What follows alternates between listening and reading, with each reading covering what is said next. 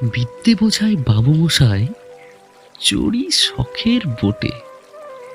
মাঝির এখন বলতে পারিস সূর্যি কেন ওঠে, চাঁদটা কেন বাড়ে কমে, জোয়ার কেন আসে?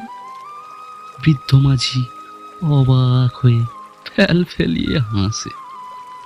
বাবু বলেন, সারা জনম মরলি রে তুই খাটি, জ্ঞান বিনা তোর জীবনটা যে চারি আনাই মাটি।